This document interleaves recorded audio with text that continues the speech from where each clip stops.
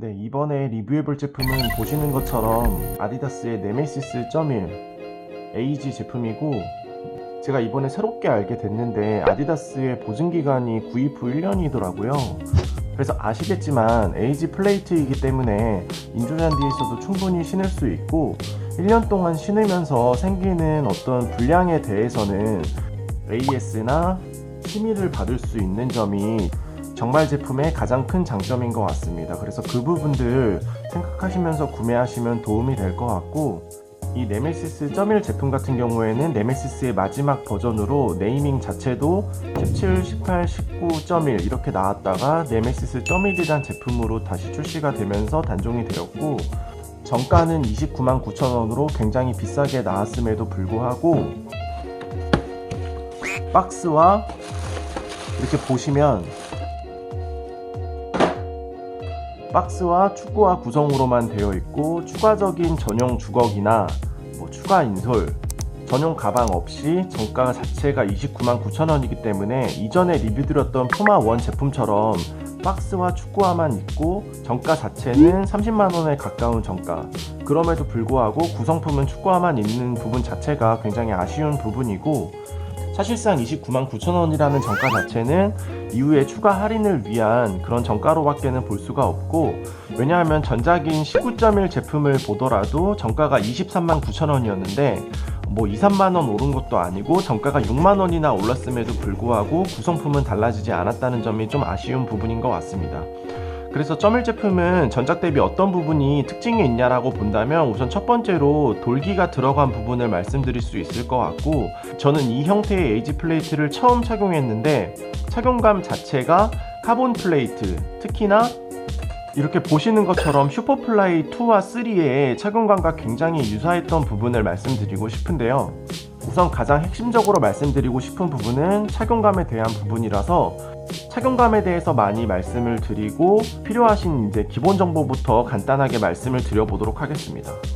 말씀드린 대로 정가는 299,000원에 제조국은 베트남으로 그렇게 특색이 없고 정가 자체는 굉장히 비싸게 나왔지만, 단종된 제품이고 아울렛에서 구매를 하면서 11월 달에 특가 행사를 많이 했기 때문에 이 제품을 3개 이상 구매했을 때 추가 할인이 들어가서 83,700원 정도에 구매를 할 수 있었던 제품이었고, 할인된 가격으로 보자면 네메시스 1 AG 제품 역시 굉장히 좋은 제품이라고 볼 수 있을 것 같습니다. 275 사이즈 기준으로 AG 플레이트의 무게는 225g으로 굉장히 경량성을 가지고 출시된 축구화는 아니지만 무게 자체는 좀 준수한 편, 기능에 충실한 그 정도의 무게라고 보실 수 있을 것 같고, 첫 번째로 말씀드린 돌기에 대해서 잠깐 말씀을 드리자면, 360 어질리티라고 되어 있는 부분이 이번 네메시스 1 제품에서는 질긴 어퍼에 그 기능이 있고, 그리고 추가적으로 돌기에도 그 기능을 말씀드릴 수 있을 것 같은데, 이렇게 좀 기하학적인 패턴? 그러니까 약간 형광색 그라데이션의 느낌이 나는 어퍼로 되어 있어서 디자인적으로만 봤을 때는 굉장히 예쁘게 출시된 제품이고, 이렇게 패턴을 보시면 이 뒷부분에는 패턴 자체는 동일하지만 돌기가 들어가 있지 않고, 돌기가 들어간 영역은 이 부분이랑 이 부분, 그리고 앞부분에는 꽤나 많은 영역으로 이렇게 일자 형태로 많이 들어가 있어서 인프런트 킥에 좀 더 비중을 실은 그런 돌기 형태라고 보시면 되고, 측면 같은 부분에도 돌기가 들어가 있는데 이 부분이랑 조그만 영역에도 이렇게 들어가 있고, 이 끝부분에는 돌기가 들어가 있지 않습니다. 돌기의 배치 자체는 굉장히 전략적으로 들어가 있는 부분, 하지만 이 돌기가 굉장히 굵거나 그립력이 있거나 그런 코팅이 되어 있는 부분이 아니기 때문에 굉장히 좀 미미한 느낌이 드는데, 이 느낌이 어느 정도냐면, 그 이전에 프레데터 19 플러스가 나왔을 당시에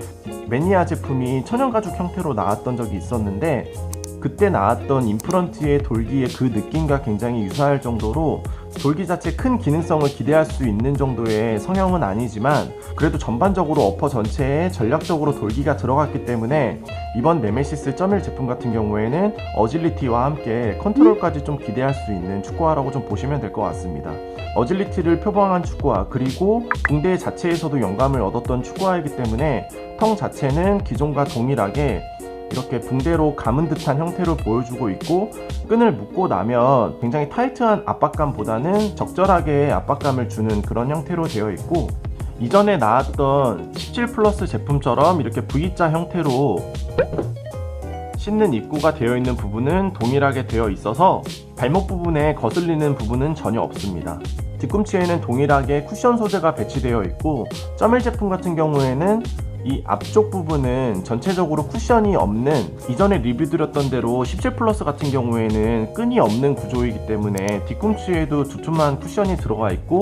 어퍼 전체적으로 내부에 쿠션 소재가 배치되어 있는데, 점일 버전 같은 경우에는 쿠션이 뒷부분만 있다라는 부분으로 보시면 될 것 같고, 이 아웃솔 같은 경우에는 에이지 제품이고, 이때 당시에 나왔을 당시에는 X 제품과 네메시스 제품이 이 패턴으로 되어 있었고, 코파와 프레데터 같은 경우에는 스터드 자체는 동일하지만 패턴이 좀 다른 플레이트를 사용했었고, 현재 출시되는 아디다스의 모든 축구화의 에이지 플레이트는 이 형태가 아닌 오른쪽에 보시는 것처럼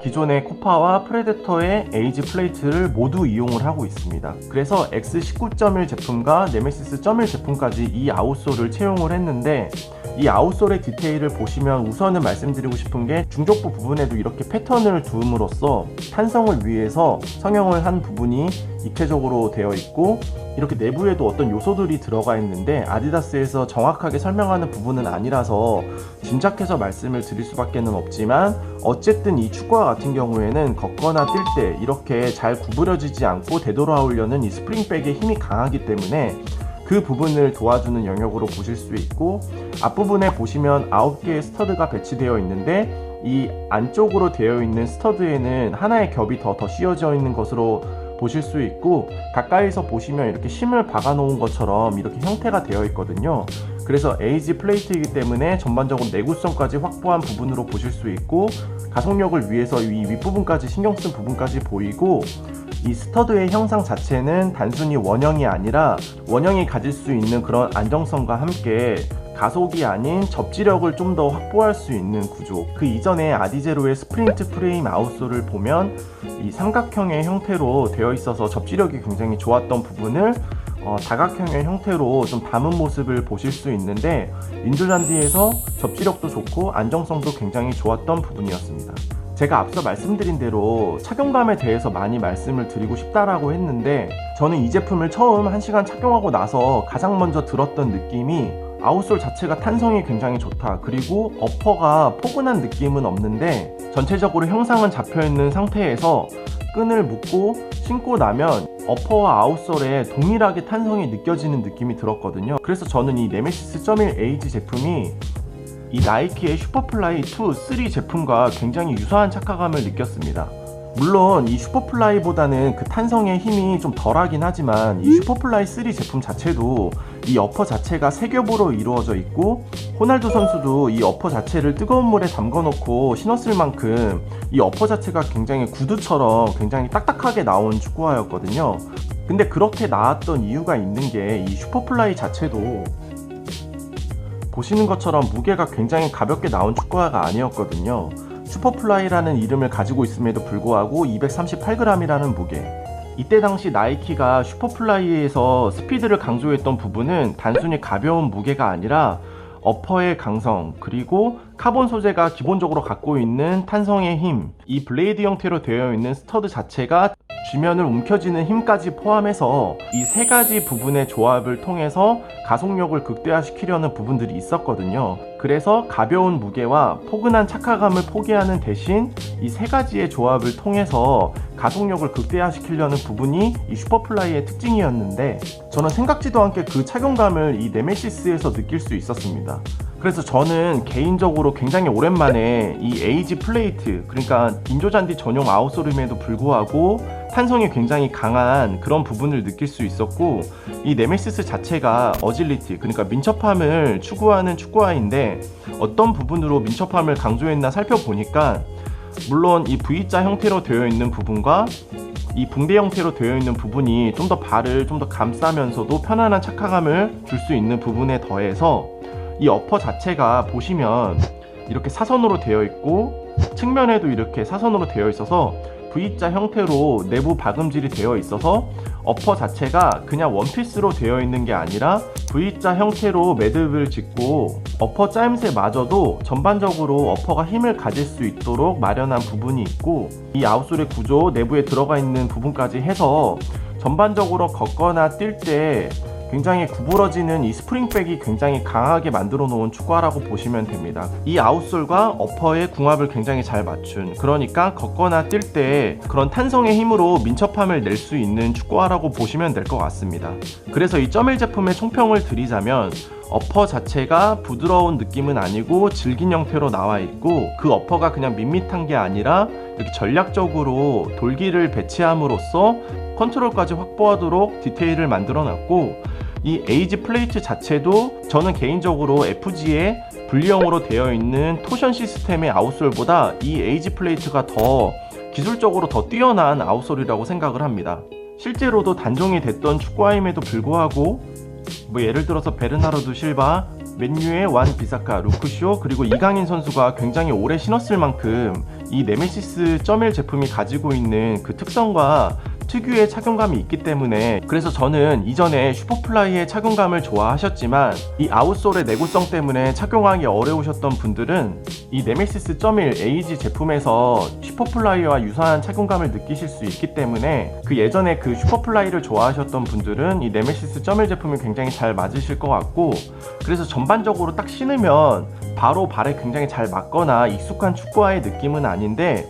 계속해서 신게 되면 이 탄성 자체가 발에 적응이 된다면 충분히 인조잔디에서 안정감 있게, 그리고 굉장히 좋은 퍼포먼스를 활용할 수 있는 그런 축구화라는 생각이 들고, 컨트롤과 함께 민첩함까지 가지고 있기 때문에 포지션 상관없이 다양하게 신을 수 있는 축구화라는 생각이 듭니다. 이상으로 네메시스 1 제품과 실착에 대한 리뷰를 마치고, 또 다음에 리뷰할 축구화들이 되게 많은데, 이 다음 영상은 고스티드와 스피드플로우에서 사용하고 있는 FG 아웃솔,